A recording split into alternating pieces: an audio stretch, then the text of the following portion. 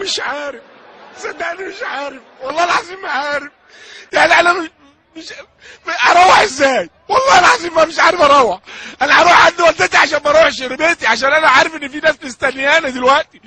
يعني انا مش عارف ليه بيعملوا فينا كده. يعني اللعيبه ما بيبصش حتى للجمهور، يبصوا للجمهور والنبي بصوا للجمهور شويه يا جدعان، هينوا نفسكم شويه. يعني ايه يعني ايه ابو تريكه ايه يفرق ايه عن جمال حمزه ولا اي لعيب في الزمالك؟ ابو تريكه او شوف ابو تريكه بيعمل ايه، بيموت نفسه عشان ياخد الكوره تاني ويحط يجيب جول التعادل ويجيب جول الفوز.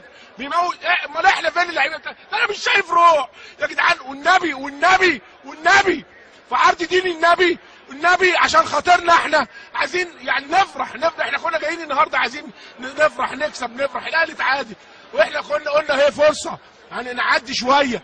النهارده بتروجيت امبارح بيكسب 2-1 بره ارضه، وشوف الروح بتاع عيل قد كده بيحط جولين بجولين.